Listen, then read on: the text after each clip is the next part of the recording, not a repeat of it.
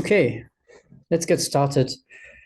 Welcome to another of our monthly meetup. This is September edition, and today we're talking about Sustainability Insight Center. My name is Didier. I'm the technical lead for the HPE developer community. And today I have three speakers. All of them are part of the HPE Sustainability Insight Center team.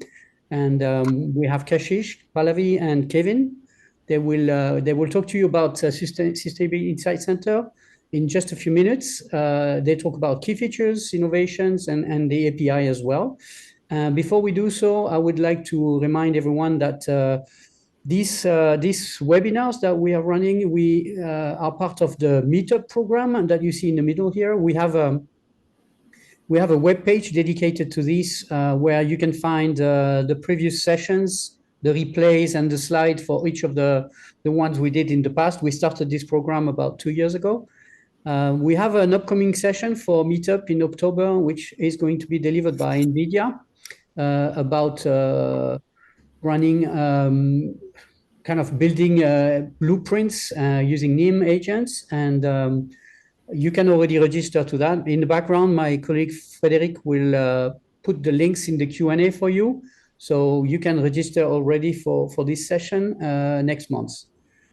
In addition to meetups, which are really kind of going in depth into one particular product or one particular technology, we have another program which is even older than this meetup called the Munch and Learn. And the Munch and Learn is more like thought leadership on certain technology trends. It's supposed to be vendor and product agnostic. We talk about different things, but for example, in October, the Munch and Learn will be about quantum computing with one of our partner called Classic with a Q. And that's October. And we also know that we have Ted Dunning coming to talk about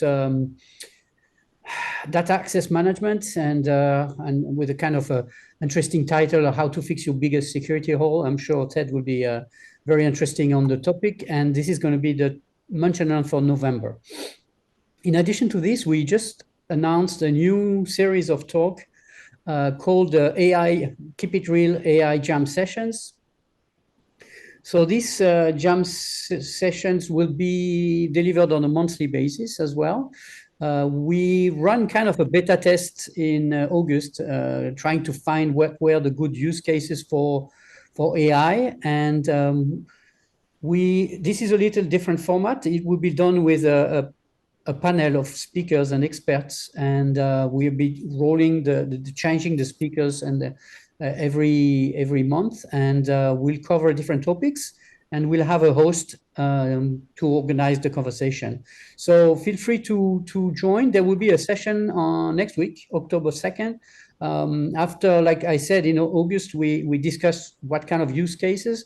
Now the topic of October is, cool AI use case. Now what? So what do you do once you find out and isolated a use case that you would like to go and implement?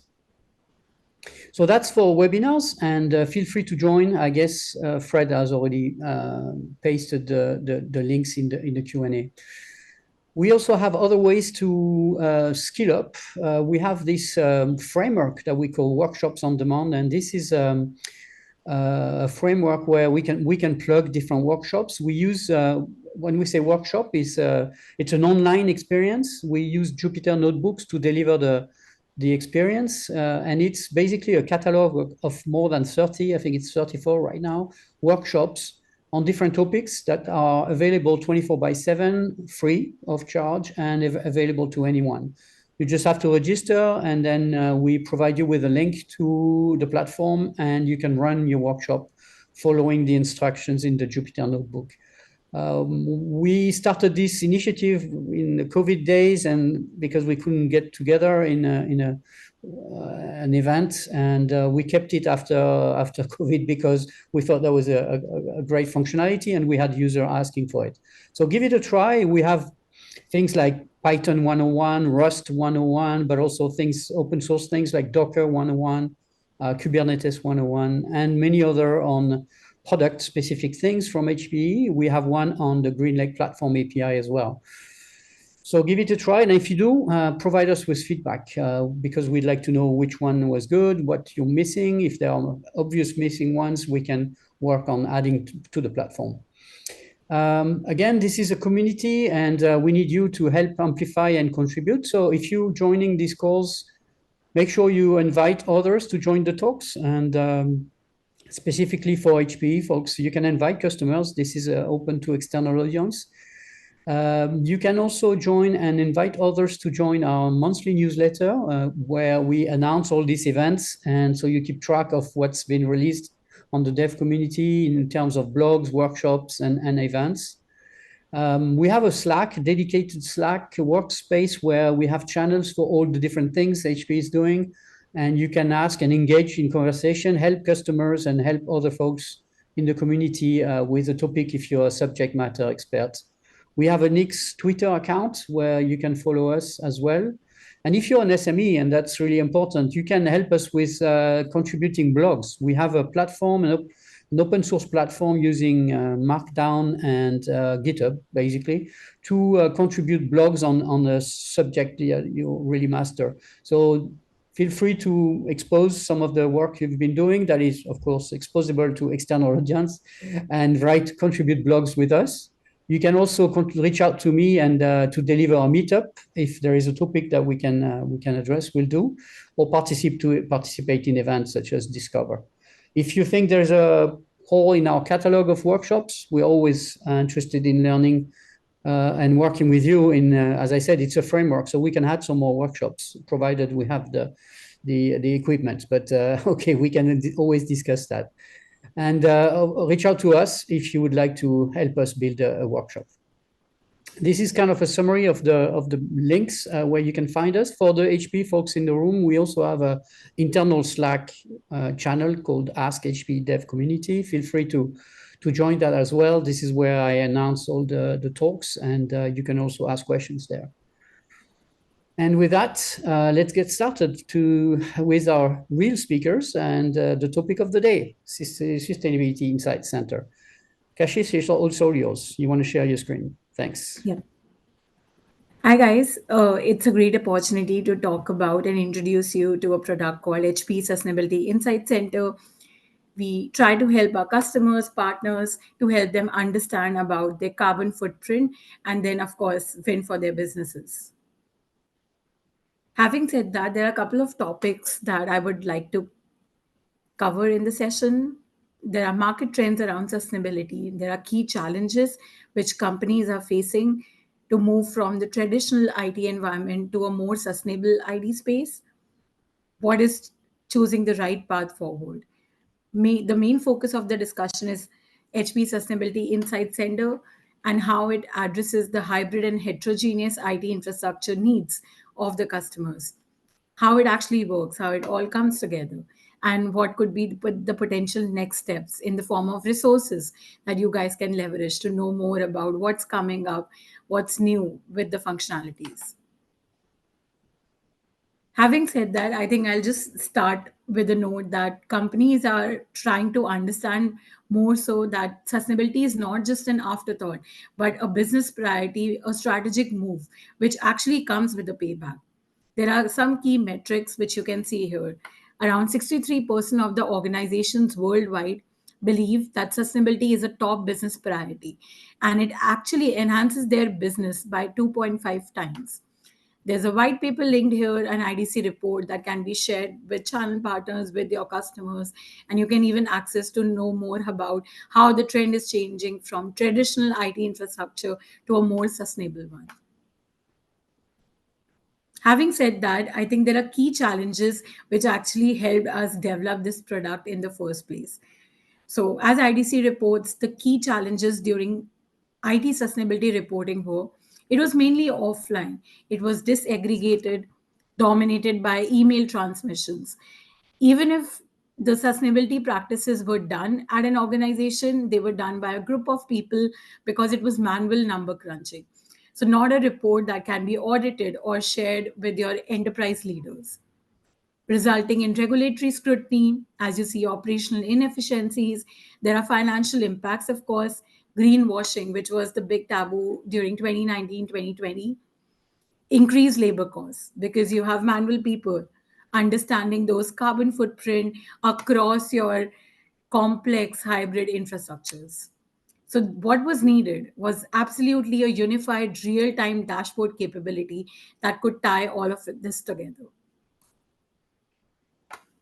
This is the key value prop of HP Sustainability Insight Center, where it can aggregate your telemetry to provide energy and carbon emissions reporting through a unified dashboard that actually empowers our customers, our channel partners, even our developers to make those impactful changes, help customers understand how they can lower their IT costs and achieve those sustainability IT goals.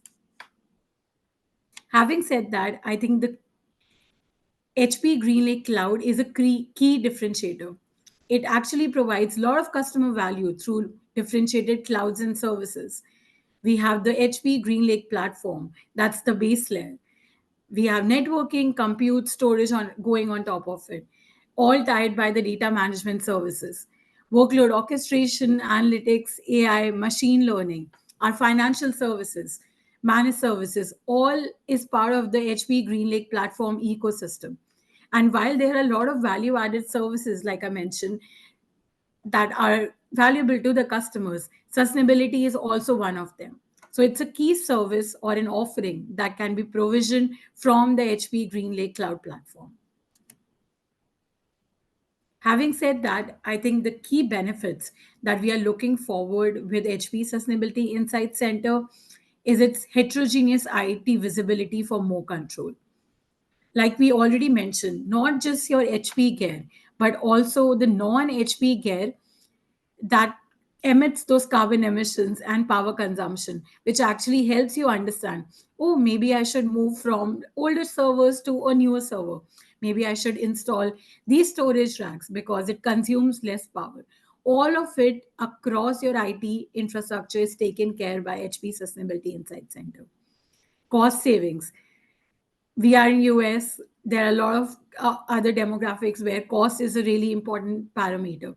And if we can help you free up your IT budget and fund new projects, AI is booming, right? So that is also one of the key parameters and benefits that SIC could offer. Analytics for accountability. Reporting is one key aspect of the product, but how you can take those metrics, take those reports to your enterprise social governance teams and make informed decisions. It is data rich, and it is of course data rich analysis and reporting. That's where the analytics for accountability comes into picture. Having said that, I think this slide is the masterpiece, right? Because it explains how Sustainability Insight Center actually works. We have data sources. Our customers, channel partners can plug in their compute servers, their networking gear, Aruba access points primarily, multi-vendor support, which we get through OpsRAM. So HP acquired about a year ago a company which deals with IT operational and management capabilities. And that's the trigger where we can get to the multi-vendor heterogeneous IT infrastructure of your organization. We can also pull in storage configurations into Sustainability Insight Center. And all of this is done on HP GreenLake Cloud platform. That's just one unified way to access your sustainability needs and more.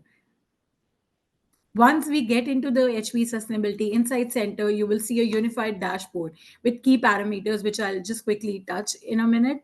And all of this can be reported out in a form of a CSV, which then can be used with Power BI integrations, your Excels to drill more analytics out of it.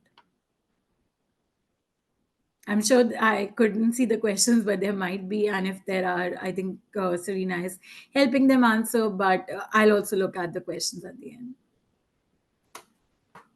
So, talking about the data sources, right? Everything is automated when it comes to internal HPE. What I mean by that is everything related to your networking gear, talking about Aruba access points, which is powered by Aruba Central, will automatically flow into Sustainability Insight Center as long as you have that configured. Similarly, for your server configurations, It is supported by HP GreenLake Compute Ops Management or OneView Edition. Talking about the storage areas, HP GreenLake file storage and block storage that's built on Electro Storage MP, which by in itself in the form of architecture supports the sustainability standards which are defined by industry, which is supported and accessed through DSCC. Similarly, your heterogeneous multi-vendor, like I mentioned, HP acquired OpsRAM, which helps us tap into those hybrid heterogeneous IT infrastructure. So talking about your Cisco switch, your Dell server, Lenovo, everything is covered and easily pluggable into Sustainability Insight Center as long as you have the OpsRAM integration. Combining all of this data ingestion mechanisms, we do have some custom upload facilities from your other ITOM solutions. Maybe you do not have an OpsRAM, but you still want to get visibility into your Dell server or Cisco switch and want to understand your sustainability metrics around it. You can do so by a feature that we have enabled to plug in any of your ITOM vendors through a basic template form, but you will know more about this feature once we get into the details. Aggregation of all can be seen in a data source module that sits in Sustainability Insight Center. Because there's one thing knowing more about what are your data sources, but what time your data sources were linked, how many data sources you already support, which is powering an information into Sustainability Insight Center. Customers or channel partners would need that information, and for that reason we have that feature where you can see everything all in a unified fashion in one screen.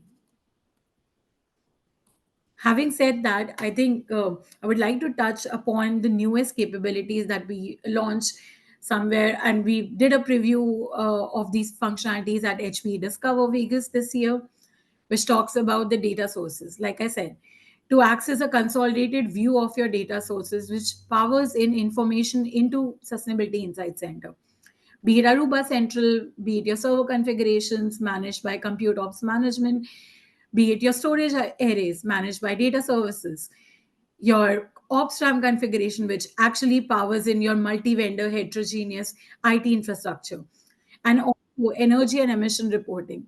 So we get into context where we meet fintech organizations, a lot of banking sectors, hospitals, and they do not want to connect to the cloud, right? For your true disconnect infrastructure. So we have this integration with HP services team, which is energy and emission reporting, which is like a VM that can actually be installed in the customer's IT infrastructure to pull in the metrics that we require to give you your sustainability reports.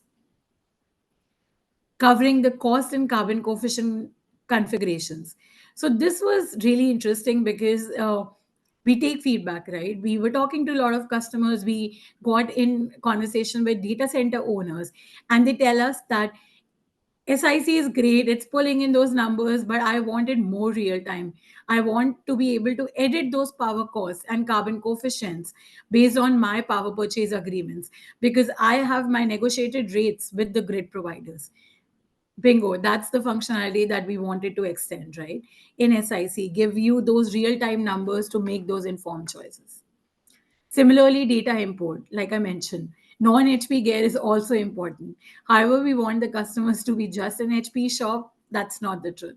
So a lot of customers have their Dells, Cisco's, Lenovo's, other organizations, IBM's, and they still want to get an aggregated view along with their HP gear. That's where we have this data import functionality. Any questions that you have around this, we'll be answering in the chat as well. I think this is the key to data residency and data sovereignty concerns that a lot of the customers have. We have SIC launch in 3 instances at the moment. It's in EU Central, AP Northeast, US West. So if customers have their data and devices sitting in one part of the European region, you can access SIC and launch it as the EU Central application. So it takes care of your data sovereignty concerns. This is just reiterating of the fact that how cool is it to take in all their telemetry across your hybrid infrastructure, do some analysis, insights, reporting, APIs, which is the main focus of our discussion today, And we give you carbon emissions, energy consumption, and energy costs, which actually helps you understand your entire carbon footprint and make those informed choices. I think this is really powerful because it ties the value prop of HP Sustainability Insight Center with your other valuable Green Lake services. So it's an IDC report. We had cool quotes from a lot of customers how it saved and helped you get to your sustainability journey.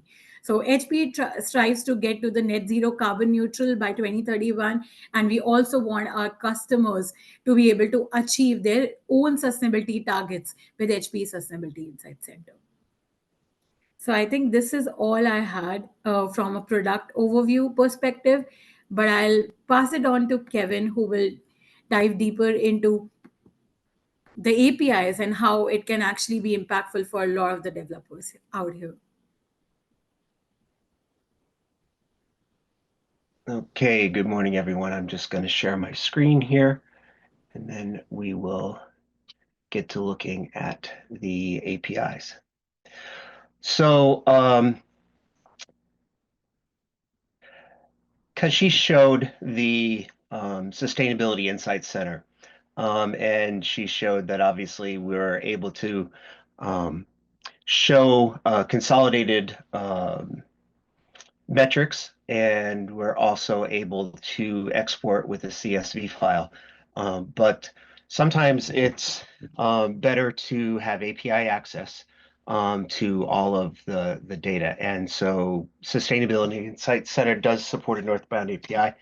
We're going to talk a little bit about that today, and also, since this is a developer community, how to set yourself up, and then some examples of the API being used. So great. So this is a look at me coming into HPE GreenLake. It's actually my account, and I am logged into the HPE Dev GLP Hack Shack workspace, which is available. It has some data in it that we can use to have an example here. So if I were to go and just launch the Insight Center here, I'll do it really quickly. I got a couple tabs open. You can see that I've selected a time period, a good representative time period here. We only really have two devices. One is the aggregated HPE Aruba access points, and other is an HPE compute server. And you can see that we can get this, we can export this, but what if I want to have this data in something that I can do some analysis on, or just another presentation mechanism? Maybe you want to pull this into your own Grafana chart for some of these things. So the API is how we can use that. So that is that. So where would I get started if I wanted to get some information on the API? Well, it's right here in the GreenLake Developer Portal, and so we can easily go there. And there's a set of things that can be done here. Obviously, it starts with the guide. I'm pretty well versed in doing that, so I'm going to jump kind of right to the services, and I'm going to go find. There's multiple services here for the northbound API. I'm going to look for the Sustainability Insight Center. When you actually get here, obviously there's some different use cases, some verbiage. But what really helps as a developer is the guide and then the API reference. So the guide is pretty complete. Starts right with, I'm going to kind of show also is generating an API token for access, because you need to authenticate these calls. So it really goes down through all of the API calls, gives examples. Great way to get started on this. For those that are actually using the API reference is where it's kind of at. You can see that all of the different things that Kashish talked about, there's APIs for. There's APIs for getting data sources. There's APIs actually for doing the third-party ingest.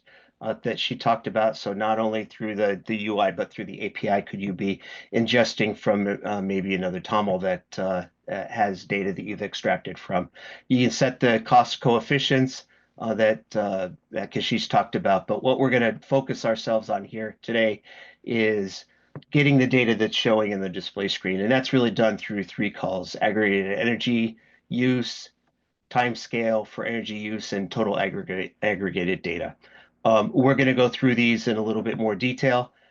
So we'll be back to this spot. But as shown in the guide, the first thing you really need to do is to create an access token. So how you get started with that is you go back to your home screen, the top of your green lake, and you go into Manage Workspace, and then API. And the API is management here for your access tokens. So I already have one that's mine. I call it SIC.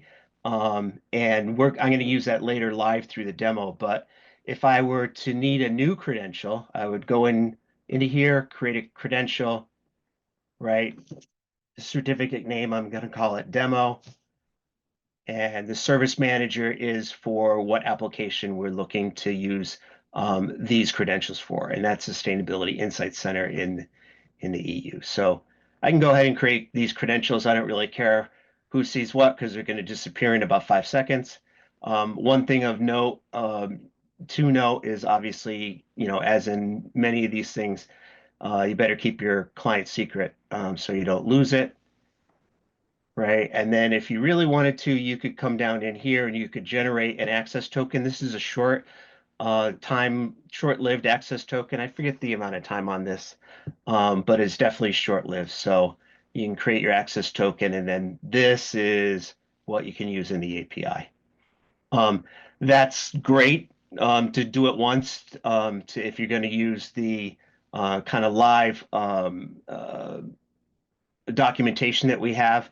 But I'm going to show you just a way in code that it could be done, and then we'll go back for the demo for this. So you can also view some code samples here, like say we're just simply with curl, you can create your post here to create your access token. Again, short-lived.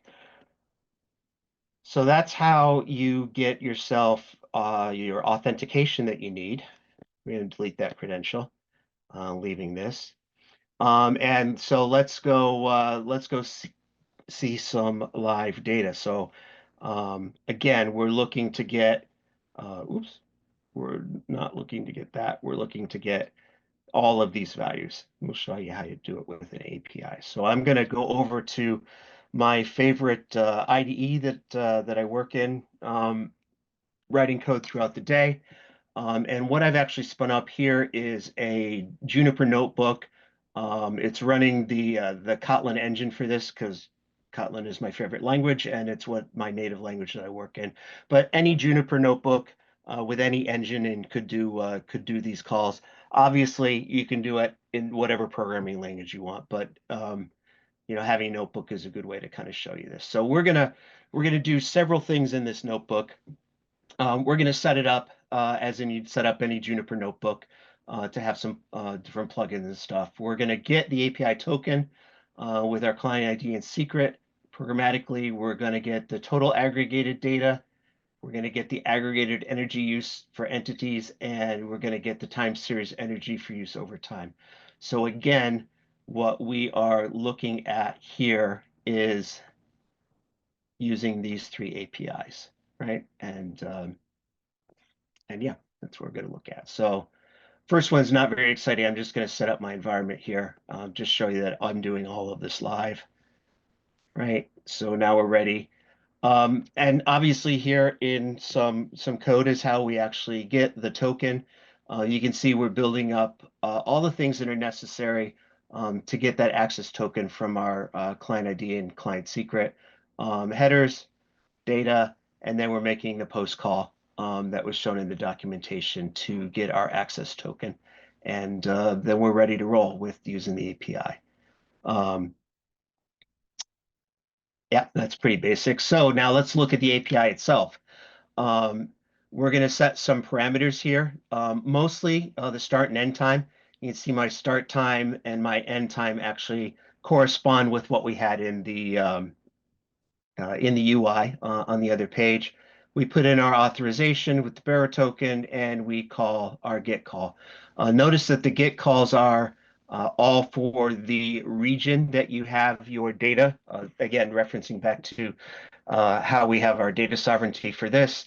All the data is stored in this region. So we have to say that we're actually in the EU Central versus US West.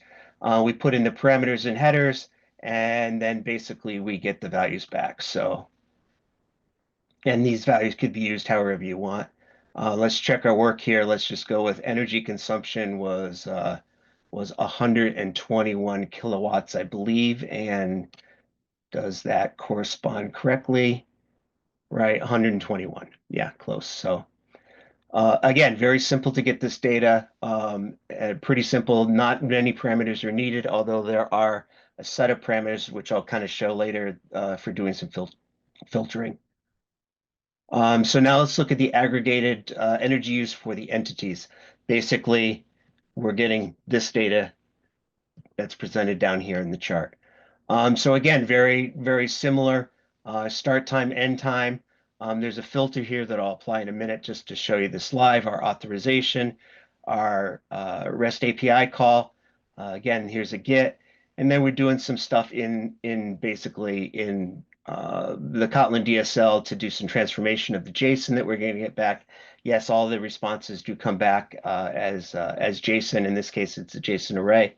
And then we're going to make a nice table here with the data. So, right. And so we can basically make our own table, get all that data back. And if we want, we can even do some filtering. Filters are actually pretty simple, following OData standard filter entity model equal to Proliant. And there's different spots for the filters that are shown in the API. You can see here are the different filters with the description of what they are and some examples. In this case, we're using the entity model, and we'll do some filtering and show that the filtering works. And yes, we're back with just our data. So we'll move on to the last one here. Time series of energy use over time. Now this one, obviously, there's many things that you can do with your data and get it back in the form that you want, get it back for certain intervals that you want, and then how things are put together. So again, we've got parameters. In this case, we're going to say that the interval that we want data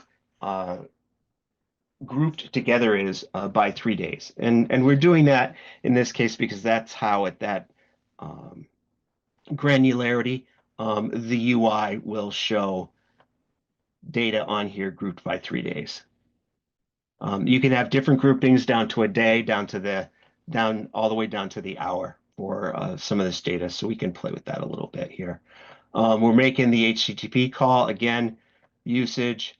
We're getting the data back as JSON, and we're doing a little bit of data manipulation here to set it up so that we can make our own plot. Right, and so if you look at this chart, I chose a bar chart versus the line graph. Some may prefer to view their data as a bar chart for those intervals in those days, but pretty simple to do this. So we can get back the dollars. We see 1.67, so we've got dollars over here. 1.67 it would be if we had some highlighting on that. So yeah, we've got all that data back. Now we can do different things. Look at maybe CO2 emissions. We'll run this guy again. Yeah, there's my little, right? So CO2 emissions, obviously it looks very similar. But we can change this too. We can change our interval maybe to a day if we want it versus the 3-day roundup, because we want to get, individual for each of those days, right? So pretty simple to get days back, right? We could go down to 4 hours. We could change that around. So again, pretty easy to use the API. Easy to kind of do some analysis of your data, or to take that data and put it into possibly your own company dashboards that you might want to develop, or any other kind of reporting mechanism.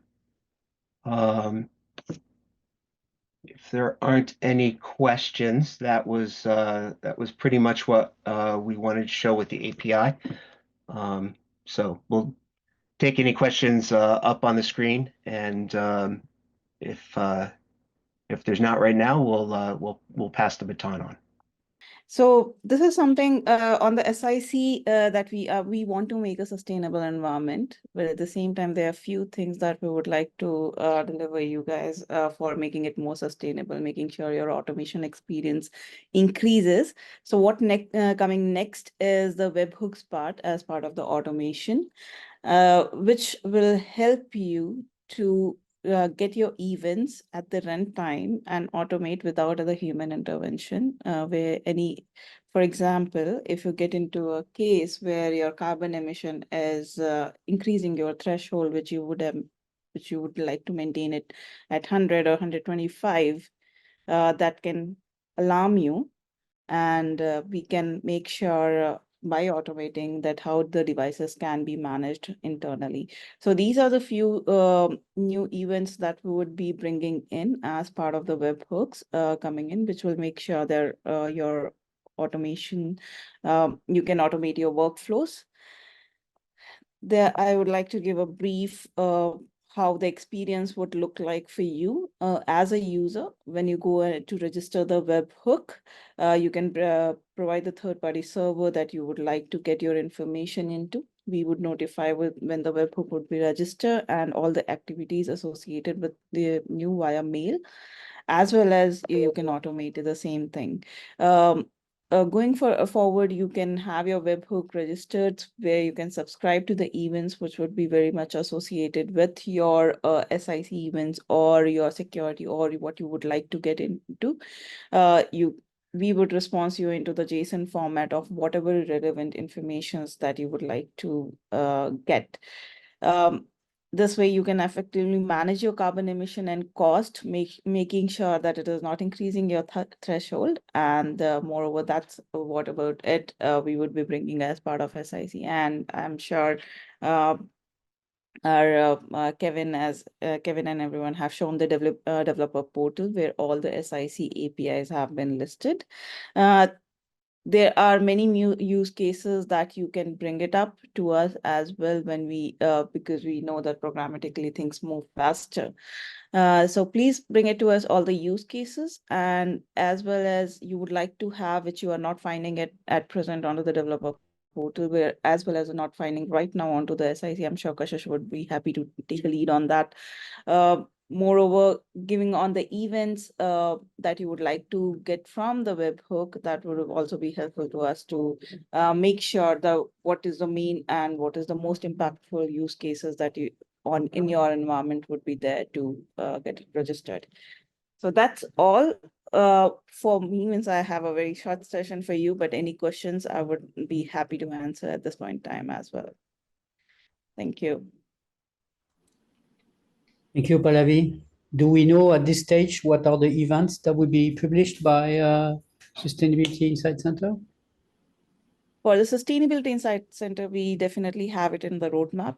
For the starting, we are starting with the audit log events, as well as we are starting with the device subscription expiry events, where you will get the device subscription informations when your license is getting expired and what all workspaces would be impacted and what all devices within those workspaces would be impacted. We will be giving you that detailed information with the webhook.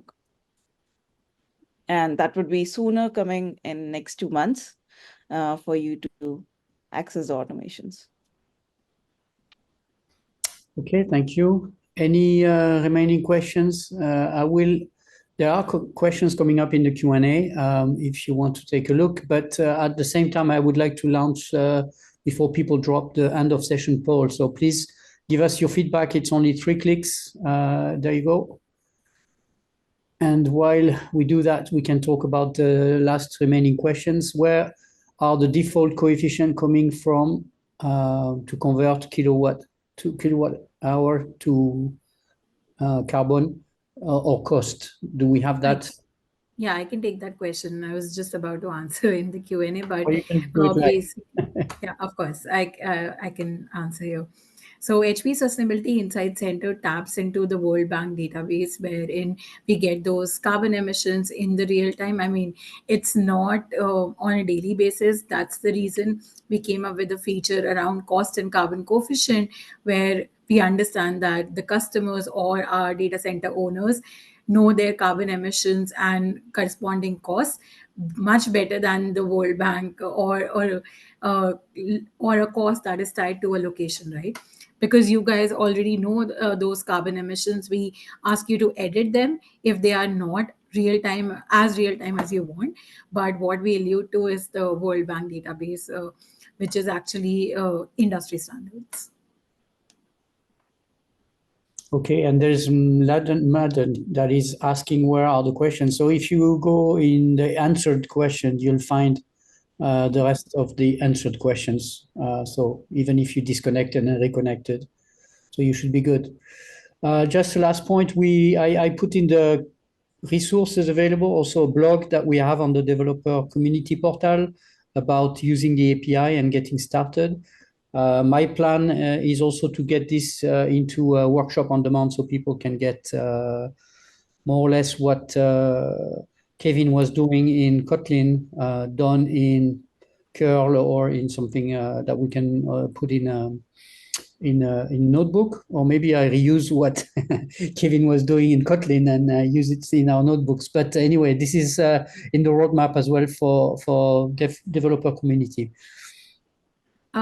I think I see a question from Leighton, which was a reply to my answer, but I would like to answer if that's not a problem. Sure. Yeah. So I think to your question, right? I see that the customers or people who are reaching out to you, they want to import their own IT infrastructure. So the data import functionality that I spoke about in Sustainability Insight Center lets you follow a template wherein we will take in that information in form of some easy steps. It's a basic template with all the device information or your IT infrastructure information. If you can supply that information, you can aggregate that information into Sustainability Insight Center, and you will see that in a unified fashion. However, I would love to know what kind of IT infrastructure or vendors you are interacting with. I see there are other servers from data centers which are not part of the HP GER. But if there is anything, let me know. As far as currency is concerned, that's already as we speak, the developers are already working on it. We will have it as part of our next launch, where you can set your currency preference settings and you will get a choice from around 30 currencies around the world, which are based on the industry standards. So not just US dollars, which I understand is crucial for the customers to be able to change the currency as they change their launched application instances. So SIC will support that in the next launch. It's already in works. I hope, Maiden, it answers your question.